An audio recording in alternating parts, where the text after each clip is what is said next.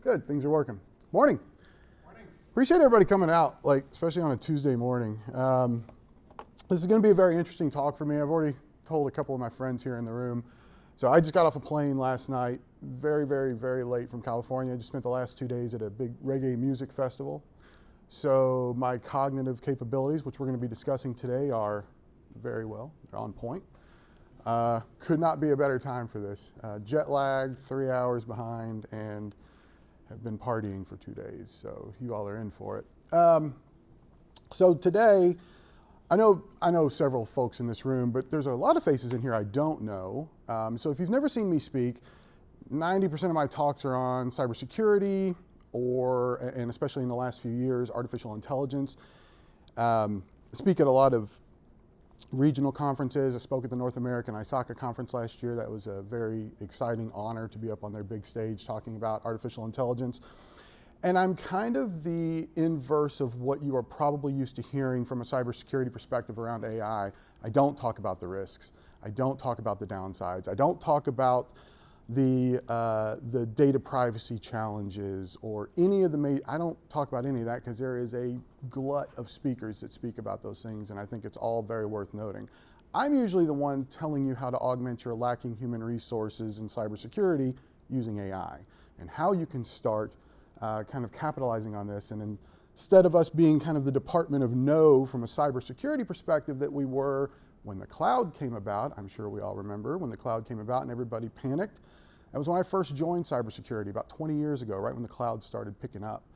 And my mentors and the people that I looked up to at the time, they were scared and they said, hey, really got to be cautious here because this is, and I kind of even then was the inverse and I said, hold on, we work for the same company. I know the holes in our program. You think we're doing a better job securing our organization than AWS is, who's putting hundreds of millions of dollars into security? And so I was an advocate early on, and I'm an advocate of AI now. However, when I was asked to give this talk, they said, well, it's specifically to leaders. And I thought, well, one thing I've learned about leadership is that it is really our job as leaders to be looking forward. Now, typically we're doing that to build a program that aligns with our business's initiatives, right? That's the goal. If you're in IT, if you're in security, you're supposed to be building a program that aligns with where your company's going, all right? This is different. This is going to be an issue that I think challenges really how we continue to do business from an IT and a security perspective, because it's going to kind of cut right to the core of each and every human. And I wanted to understand that better. So I actually wrote this talk for here. I've never given this talk before.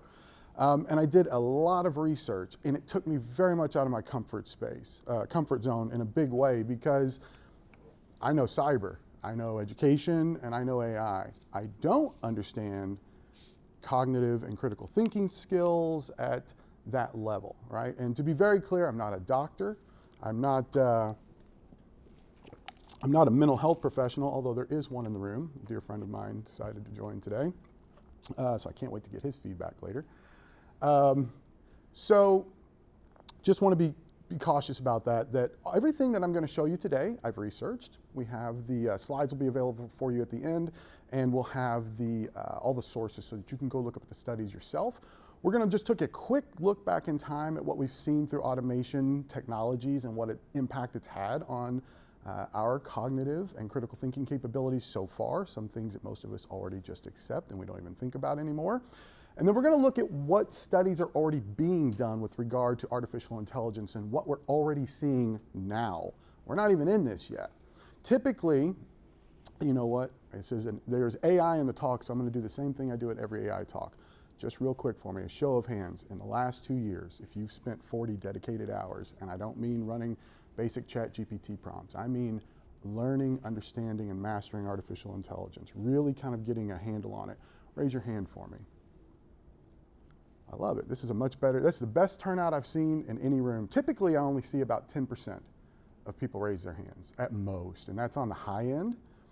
And so this is something that we really need to be focusing on as leaders, because now we need to look at what's going to happen to the human capital that we are responsible for managing, right? We're responsible to manage them, not just for a business use, right, as an asset, we're responsible to manage these people and responsible for their success. We are responsible to make sure that they are both mentally well as capable at their job. And so these are some things that I'd hope that you will start thinking about. So if you're not familiar with me, my name is Jeff Jarecki. I'm the Chief Information Security Officer for Volta. Volta is a local MSSP, MSP VAR. We do all the things. It's great. I'm not here to talk to you about anything. I don't do the sales thing at all. I've got all those certifications. If you don't know what those are, all it means is I like to punish myself with an examination of knowledge and experience every so often and take massive tests. I've been in tech my entire career. It's all that I know. And about 10 years ago, I started teaching boot camps for the CISSP, the CISA, the CISM, and the CCSP. And I still, to this day, teach those both here domestically and for a large outfit in Europe. I teach these things remotely. As you might imagine, I'm not flying back and forth. So I try to stay on the cutting edge, and I try to stay very well educated, and I help a lot of people kind of achieve their goals in doing that. Now, if you want to connect to me, there's my LinkedIn QR code. Feel free. At the end of this, on the very last slide, you'll see that QR code again, as well as a QR code to download these slides. You don't have to like sign up or register or anything like that. You can just click it and it'll, or scan it, and it will just let you download the PDF. So, my big goals for today, and to be fair, I thought this was a 45-minute talk. I wrote this for 45 minutes, so this is going to be right on point at 30. Big goals for today. I want to educate you about some things that you're already experiencing and you don't realize it. I want really to warn you about kind of what's coming and what's at stake, not just for our programs, but for the people with which we are responsible. That is absolutely critical. And I really am not, this is not anti-AI. You will never hear anti-AI out of my mouth. I adore it. I'll be blunt when I say I don't think humans are really ready for it. And if I could flip a switch and make it go away, I would do it right now. We're not ready, but here it is. And there's absolutely nothing that you can do to stop it. There's nothing you can do to stop it for your employees. And I would argue that for many of you, your employees are probably bypassing whatever technical controls you have, if you even have them, to prevent them from sharing your corporate data with their AI model of choice. They are likely already bypassing it. And if you think they're not, see me later and I'll show you exactly how they're doing it. I mean, you do realize at this stage, all the OCR is built in. If you're not familiar with OCR, it's optical character recognition. So you take a picture of an image with words on it and it can turn that into text, okay? ChatGPT, just the basic model of ChatGPT has been doing that for a year and a half at this point.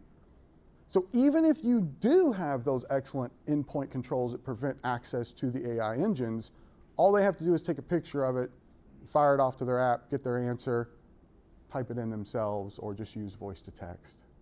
They don't even have to say it. They can actually have the conversational mode of ChatGPT say all those things while their microphone on their work computer is listening and typing those things in. It is literally that easy. So they're doing this. It's happening. Okay? Whether we like it or not, it's happening. And so what I usually tell audiences is, if you are the person that is super adverse to AI, if you are very concerned and you're very worried about all the terrible things, you're right to be. Now get on your surfboard and surf with us, because if you don't, you're going to get rolled by this wave. There's no stopping it. You have to be out in front of this. All right? So the big goals are to warn you about what's coming, but most importantly, the last several slides are to give you ideas of what you can implement now as leaders, not tomorrow, not with some big program or policy or any of that, but actual things that you can do now with your teams to start slowing it down, okay? Now, I want to kind of, people use the word cognitive abilities, critical thinking, and I don't think people really understand. I'll be blunt. I use those terms all the time. I didn't really understand what that meant until I started doing all the research, okay? So your cognitive capabilities is literally all the things that make us who we are as a human. All right, it's our memory, our attention span. I don't really have one, but I hear they're great.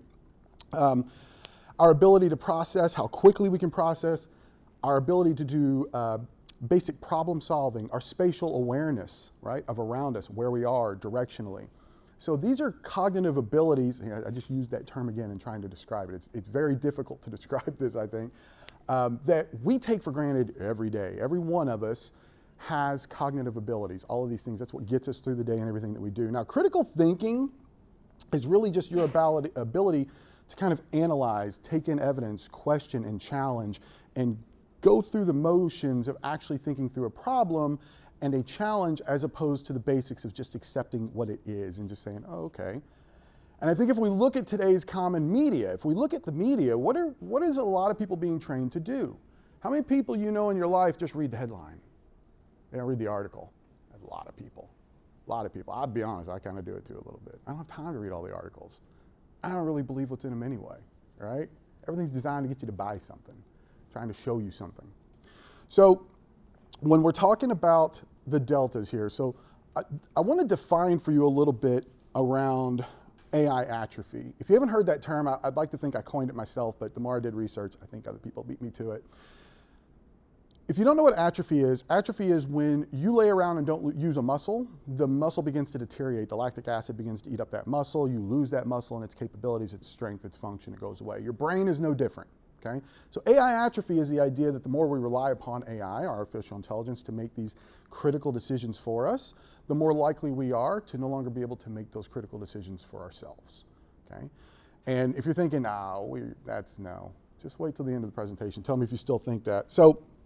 But in comparing these two things, I want to make sure everybody understands, if you've got strong cognitive capabilities, you can still make poor decisions if you are not good at critical thinking. I know a lot of people like this, right? And if you have really strong critical thinking capabilities, but unfortunately your memory is shot and you have stopped prioritizing information because you don't think you're going to need it or that it's always going to be available to you on your phone, you won't really be able to make good, informed decisions from a critical thinking perspective, right? So these two things kind of go hand in hand, and they're really, really critical. You need both.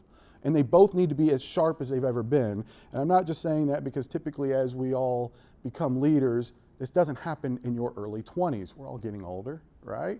Don't tell me you haven't kind of noticed, you don't remember things like you used to. Now imagine if you don't have to remember things anymore, how fast that degrade is, okay? Now that's talking about us, but we're the leaders. What about our staff, regardless of their age? What about them? What about their capabilities? Well, historically, we have had them deal with these challenges. We've had them build, we design systems, we manage, and we would have our staff be the checkpoints, the checks and the balances, and they're the ones looking at all the details and making a decision and then doing a thing, right? If you're an IT leader, but you're not familiar with like a SOC, a Security Operations Center, I don't know if rapidity is a word, but how rapidly our staff have to take in input from multiple sources and make a very quick determination as to whether or not this is a threat or this is sanctioned and safe business usages that we're seeing in these patterns and these logs. It's fast. It has to happen very, very fast. Well, imagine if something starts doing it for you. Do you still have that capability? Probably not, right? So I want to look back just very quickly, especially since I found out this is a 30-minute chat, not a 45-minute chat today. We're going to be very quick on our history lesson. So let's start with the most basic one that everybody's heard of, which is the Google effect. The Google effect, basically, there's been a lot of studies on this. I just picked one, but effectively they showed there was a sparrow investigation at Columbia University that started doing digging. And what they found is that people were significantly more likely to remember where to find answers online than they were to actually remember the answer. Now, that's sad. If you ask me, that's sad, because now you've put a barrier between you and knowledge. You've stopped storing the knowledge because you know that knowledge is always there. And let's be honest, if you've worked in IT for any point in time, don't act like you don't Google half of the problems you deal with. I know you do. I did it, right? 30 years ago working in IT. That's all we did was look things. Google wasn't even really a thing. That's all we did was try to look and see what other people had figured out. Find the manual. Find the information. Would you commit it to memory? Well, it depends on how many times a day you had to deal with that problem, right? If you were dealing with that problem all the time, yeah, you committed it to memory. But if it was once in a great while, well, that's what made you the senior. That's what made you the architect level of whatever you were doing, because you saw that 3 years ago and you remembered what it was because it was so unbelievably painful. Well, what if nothing's ever painful anymore? What if you never struggle again to find the answer? If you've used AI, you know you don't struggle anymore. Not only do you get the answer, you get the best possible answer. Yes, there's hallucinations, there's challenges and problems, but depending on the model you're using, what you're doing with it. I've been pretty happy. So the next one is basically digital amnesia. Kaspersky, I know, we've disavowed Kaspersky, whatever. I was never a fan of Kaspersky before it was cool to not be a fan of Kaspersky, just to be clear. A few years back, 91% of people admitted that they regularly relied on digital devices to be an extension of their memory. 44% of them said they wouldn't even attempt to remember information if they knew they could just look it up again later. They wouldn't even bother committing it to memory. And I'm sure every one of you in here, there's a study coming up, but the idea that, who remembers all the phone numbers? Don't, I know you don't. But one of these studies showed that nearly half of people did not know their spouse's phone number. And it's not like your phone number changes that often. Let's be honest. You port it, right? I've had the same Google Voice number, and I'm honestly a little ashamed to admit that. I used to be proud of that back when it was Grand Central. And I'm proud when Google took it over, but then they just abandoned the project for the last 10 years, and I still use it every day.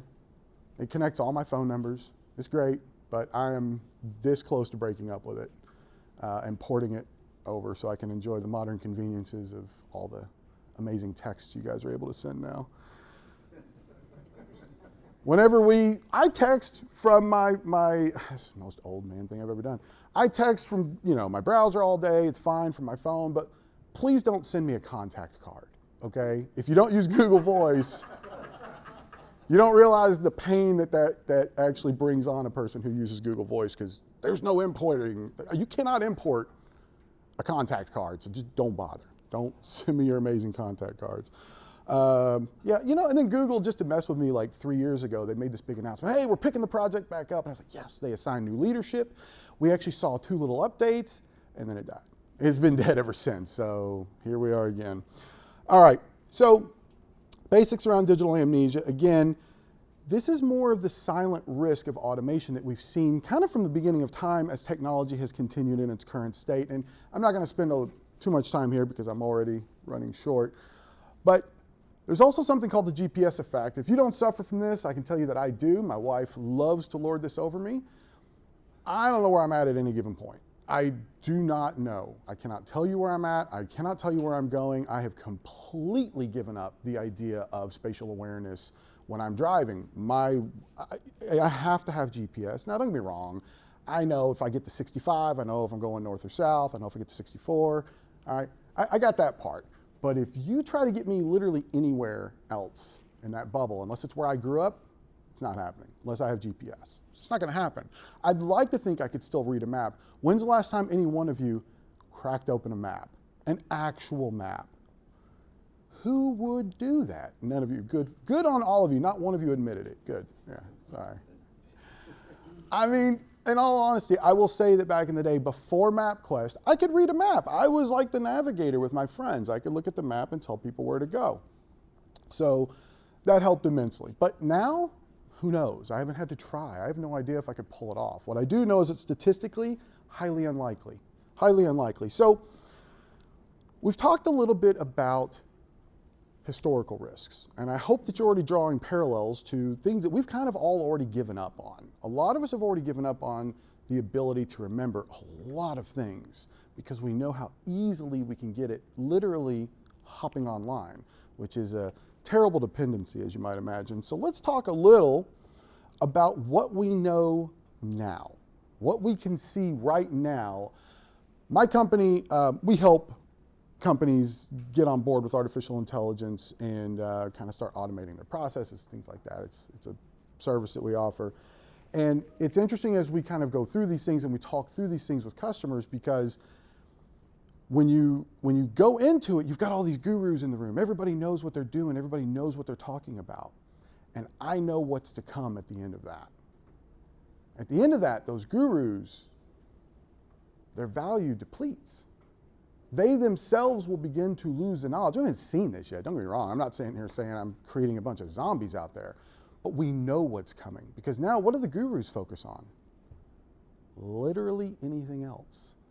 In many opportunities, they're focusing on the management of that platform, which is great, but now you've completely offloaded all the critical thinking that is required before you implemented that program. And so the first thing that we notice is something called automation bias. Automation bias, by definition, basically states that because something is technically gifted, right, or is technically profound and has been trusted to work previously, that means that we can trust its output, even if we look at the output and we kind of question and go, I don't think that's right, but I mean, hey, they didn't invest billions of dollars in this technology for it to be wrong, right? And they move on. In my world of cybersecurity, that's bad. One of those incidents, allows somebody through the door, allows somebody in the network, allows an APT to remain stagnant in the network. Bad day, okay? So automation bias is incredibly dangerous. And it's I heard somebody mentioning, talking about hallucinations. That's like number one with AI. It hallucinates, and it's really good at hallucinating. If you've never forced AI to hallucinate before, it's pretty convincing. It does a great job of lying. When you ask it something it doesn't actually know the answer to, it will flat out give you a whole thesis on why it's correct. It's terrifying, all right?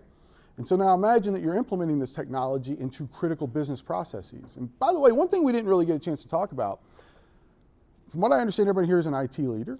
Great. Here's an opportunity for you to go back to your business partners, because if you think that what we're going to talk about today and what we're talking about now is going to affect us, it is going to affect us from the controls that we manage and operate. What do you think all the business lines and all of our business partners are doing? They're absolutely integrating AI as much as they possibly can because it's a hot new thing and it saves them money and it allows them to be more rapid to market and to reach their customers better, right? So you think their staff isn't going to suffer from this? Absolutely their staff is going to suffer. They're really going to struggle because they themselves are going to much more easily become reliant on this than the technically gifted minds that we deal with in this room. These are people that enjoy the technology. We got into this field because we love tech and what we do. Now imagine if you're a person who's had to just deal with it because it's a part of your job. The second they can offload that, it's gone. So over-trusting artificial intelligence is extraordinarily dangerous for a myriad of reasons. Think about anything that matters, and now imagine if AI was the one making the decision on it, right?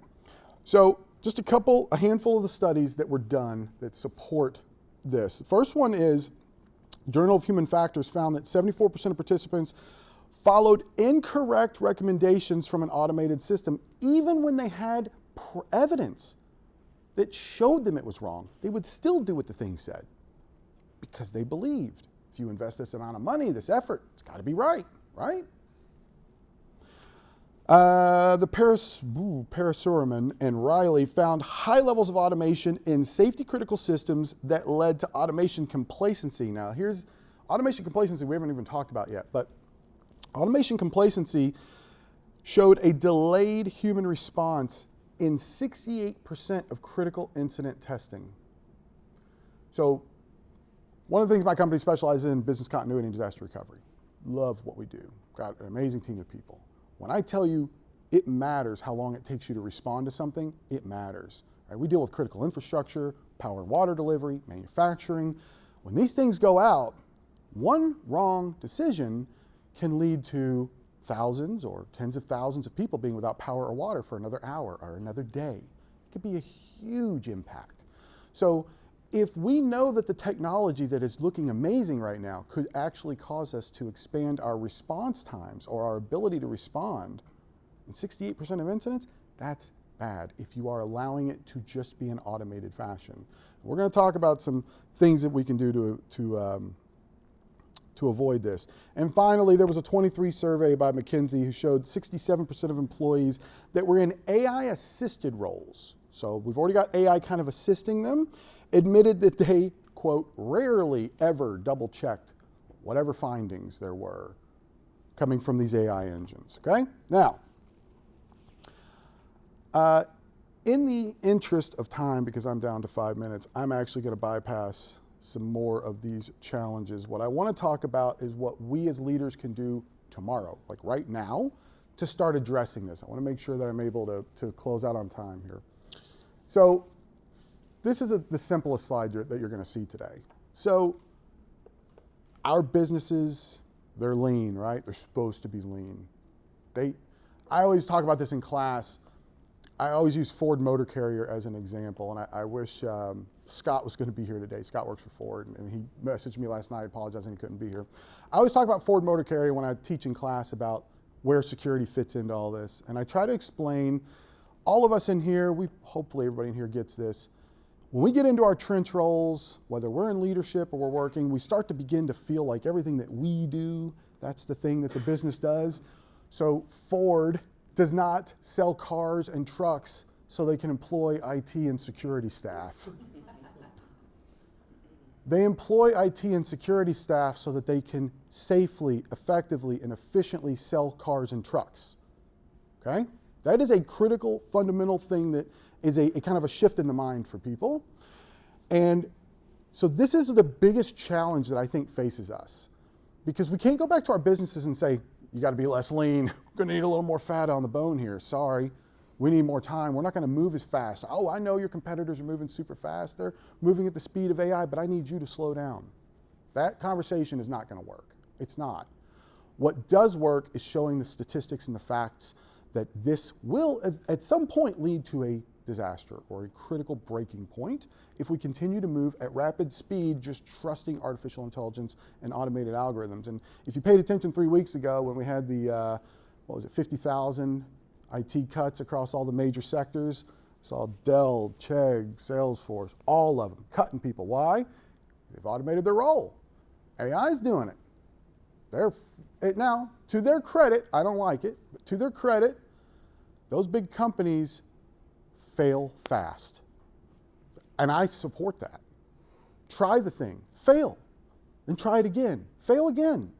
Do it quickly. Figure it out, get up and get moving. Well, they've messed around. Now we're going to see if they're going to find out, right? We are. They've cut a lot of smart humans. Let's see how their processes continue to function. Now next, there are a lot of opportunities that you can use to start offloading and offsetting the imbalance that artificial intelligence is creating in managing and automating controls, okay? Obviously, we've got the policies. You definitely want to have online or ongoing learning. You want to be educating your staff about these challenges because guess what? If you're implementing AI-driven tools at work and you're saying, hey, person that used to do all this manually, now you just kind of look at what it does and make sure it's right. That's just one stage of their life where that's happening. They're also doing this stuff at home, right? Maybe they're doing it for their learning. There's lots of ways that they are using this. So we aren't just getting this, not just getting hit on here 8 hours a day. It's kind of all day for human beings. And so making sure that they have an understanding of this, I would recommend that you incorporate this into your security awareness and training programs. Why? Because that's a mandatory requirement that you have to have anyway for most of you, and there's a good opportunity to maybe get their attention if you say it in their language. Don't just do the basic drafted template emails. You really need to speak the language of your company when you give these talks. It's the only way they're actually going to listen and understand. Otherwise, it's just some required training that they have to sit through. Make it interesting, make it fun. Now, the big slide is this next one that I really want to talk about kind of the most. Actually, it's the next two. And I'm actually going to skip that one because we're already almost out of time. So here's what I'm doing with my staff. And I'm going to admit something here that I wasn't sure if I was going to. It's a small enough group. I have some of the most dedicated, talented, beautiful, brilliant staff you've ever met. I love my teams. They are fantastic individuals. I have one individual, I'm not going to say that individual's name, who is flat out brilliant. I'm genius level, okay? As you might imagine, this individual immediately latched onto AI many years ago. He's a brilliant coder, very talented, and has gone so far down the AI rabbit hole. This individual is now operating, because we have servers internally and we do all of our own stuff, is now kind of, doing this number with all the AI. It's amazing, right? It's beautiful. Why is it when I sit across the table and have a critical conversation, they need to look things up. They can't just converse with me like this about what I'm talking about. That was the first time I noticed it. It was the first time I noticed it. And it's progressively gotten worse. Now, I'm coaching and working and fixing these things, but what I don't want is for you to miss these signs. And so I want to talk just briefly about a couple of the signs that you look for, and that's the very first one. If you're not having one-on-one meetings with your staff, or if you are a VP and you aren't having your leaders have these one-on-one meetings with their staff, most importantly, the folks in the trenches, you need to do that. You need to talk to them. One-on-one, videos on, cameras on, look at them. Are they having to look for answers when you ask questions? That's the first giveaway. Someone who's competent in their role does not need to look things up to answer a question about what they are doing. Unless you've got them so overwhelmed that, they're flooded. Maybe they do a little. That's the first sign. The second sign is that when you are talking to them and they keep coming back with, I got to check back on that. I got to check back on that. I got to check back on that. But then when you actually walk up to their desk and you see that they got all the AI tools open and there's things automatically happening, right? This is not a bad thing, but it's the start of the decline where a very talented individual can't have that conversation anymore. And that is scary. I'm just having seen it, it's very scary. So one of the things that I'm doing is some device-free meetings. Now that's next to impossible when you have a remote staff. I'm almost done, I'll wrap up shortly. When you have a remote staff, that is very, very difficult to do because they need to be on a laptop. Cameras on, no phones, no typing, hands off the keyboard, we're talking, right? Microphones unmuted, let's talk, right? Whiteboard exercises. One of the slides I had to skip showed that university students who are using AI to help them in their programs are not able to take the thoughts, the things that they are, quote, learning, and actually critically explain them in writing. Can't do it because they don't really understand. They're just taking this face value information and they don't ever put all those little bits and pieces together. That's what we all would call wisdom, right? That's where you've grown, that's where you've learned. You begin to understand what I call the butterfly effect of security, where one change over here, what are the downstream impacts across the organization? What does that cause? You can't understand that unless you have experience. And you can't build experience unless you're actually gaining knowledge. People are beginning to stop gaining knowledge. They're starting to just be really good at pulling up answers. Stand and explain moments, as you see on the slide here. If you're fortunate enough to have your staff local, literally have people stand up. And the reason that this matters, you're not trying to embarrass anyone, and you need to support them, especially at first if they're not expecting this. You've got to support them. But when they get up and they have to think through it, and the other staff sees, oh man, Jeff's asking us to explain this stuff, they show up sharp and ready because they know they have to understand this better than having just generated something out of AI and, oh, here's my report, boss. And I am completely out of time. I hope you've enjoyed the conversation. If you want the slides, they're on the right. If you want to connect to me on LinkedIn, it's on the left. If you have any questions, feel free to reach out. I'm happy to talk about any of this and share much more of the details on the research and the statistics and all the things that are in those slides. So, thank you. Thank you, Jeff.